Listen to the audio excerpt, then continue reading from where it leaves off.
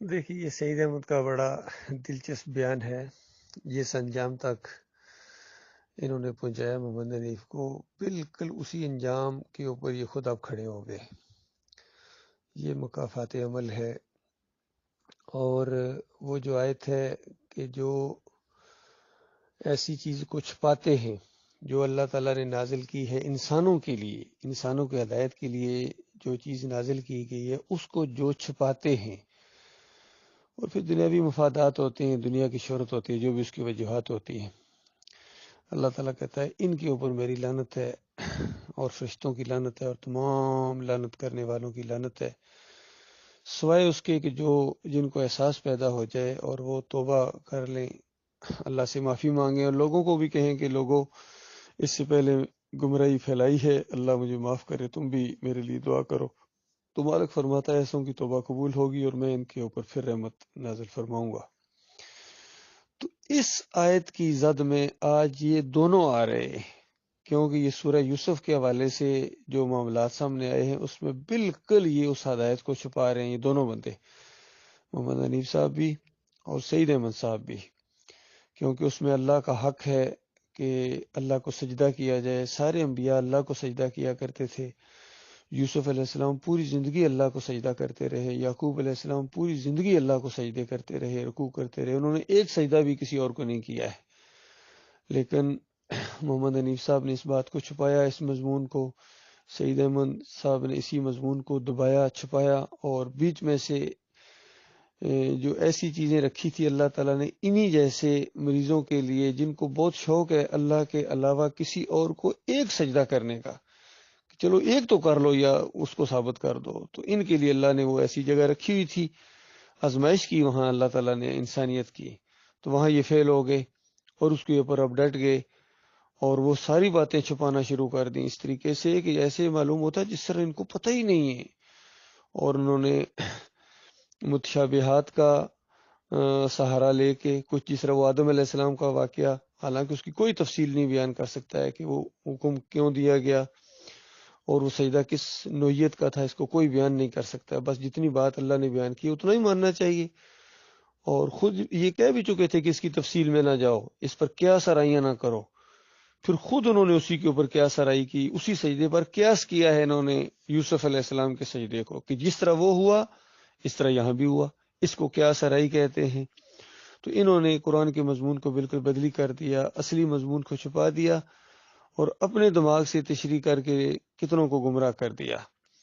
اور پھر جو موحد عالم دین کی صحیح تفسیر تھی، سمجھ میں آنے والی، دو چار کی طرح، اور فتویٰ بھی موجود ہے ڈاکٹر مسعود الدین عثمانی رحمۃ اللہ علیہ کا، بحثیں کرتے رہے کہ دیکھو پوری انہوں نے ایک نقشہ بھی کھینچا اس کے اندر کہ دیکھو اس طرح کا ایک ماحول محسوس ہوتا ہے کہ یوسف علیہ السلام تخت کے اوپر بیٹھے ہوئے ہیں اور پیچھے ماں باپ بیٹھے ہوئے ہیں، سامنے بھائی ان کے ہیں 11، سامنے جس طرح اور بھی عوام ہے، سامنے نیچے جس طرح ایک منظر ہوتا ہے، اس طرح کی منظر کشی جس طرح ایک بادشاہوں کا ماحول ہوتا ہے.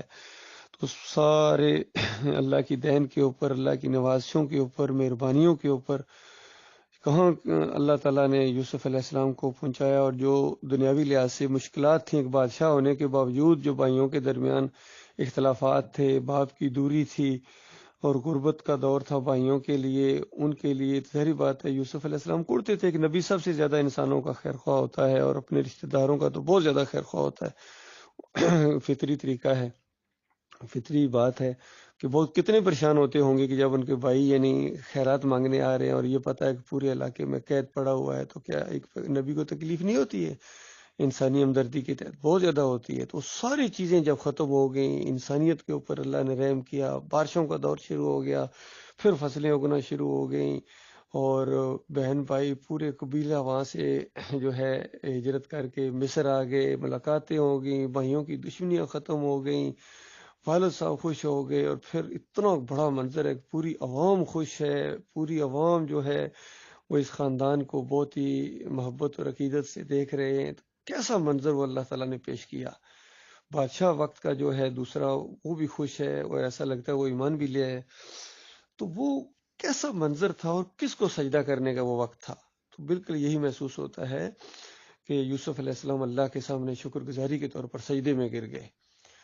اور پیچھے ماں باپ ہیں وہ بھی سجدے میں گر گئے، اور سامنے بھائی ہیں انہوں نے بھی سجدہ کیا، پورے خاندان جن کو اللہ کہتا ہے وَخَرُّوا لَهُ سُجَّدًا، کہ سارا کا سارا خاندان وہ اللہ کے سامنے شکر گزاری کے طور پر سجدہ ریز ہو گیا۔ یہ سادہ سی بات ہے جس کو بیان کیا ہے ڈاکٹر عثمانی رحمۃ اللہ علیہ نے اپنے انداز میں۔ اور پھر دوسرے بیان میں ڈاکٹر صاحب کہتے ہیں کہ دیکھو یہ جو ہے جس طرح مولویوں تم کہہ رہے ہو ایسا نہیں ہوا ہے، تم تو یوسف علیہ السلام کو سجدہ مان رہے ہو، ایسا نہیں ہے، بلکہ وہ پورا خاندان اللہ کے لیے سجدے میں گرا ہے، لاہو کی ضمیر اللہ کے لیے ہے ان رحمتوں اور برکتوں کی وجہ سے۔ باقی جس طرح تم لوگ کہہ رہے ہو کہ یوسف علیہ السلام کو سجدہ ہوا، ایسی بات بالکل نہیں ہے، یہ تو جن کا ایمان خراب ہوتا ہے وہ اس طرح تفسیر کرتے ہیں، تو تاکہ اپنے مریدوں کو پجوائیں، اپنے شاگردوں کو اپنے سامنے جھکائیں، یہ پہلے ان کا مزاج اس طرح بناتے ہیں کہ نیک لوگوں کے سامنے سجدہ کرنا یہ کوئی بری بات ہے، تبھی تو ان کو سجدہ کرتے ہیں وہ ان کے مرید اور ان کے شاگرد، وہ اس طرح تفسیر اس لیے کرتے ہیں۔ تو پھر اسی طرح کی تفسیر کی سعید احمد صاحب نے، اسی طرح کی تفسیر کی محمد حنیف صاحب نے، جس طرح گمراہ قسم کے لوگ کرتے ہیں، بدعقیدہ لوگ کرتے ہیں۔ تو یہ ساری چیزیں موجود ہیں، اس کے باوجود محمد حنیف صاحب کہتے ہیں کہ ڈاکٹر صاحب کی آواز ہی نہیں، ڈاکٹر صاحب کی آواز ہی نہیں۔ بتاؤ کتنا جھوٹ بولا انہوں نے، کتنی بات کو چھپایا۔ کیا وہ نہیں جانتے تھے کہ ڈاکٹر صاحب کی آواز ہے؟ بالکل جانتے تھے۔ اور کیا سعید احمد نہیں جانتا تھا کہ یہ ڈاکٹر عثمانی رحمۃ اللہ علیہ کا فتویٰ ہے، ان کا یہ بیان ہے؟ سب کچھ جانتے تھے لیکن چھپا رہے ہیں اس کو، اور جرت نہیں ہے ایماندارانہ کہ اب ذرا ان پر فتویٰ لگائیں۔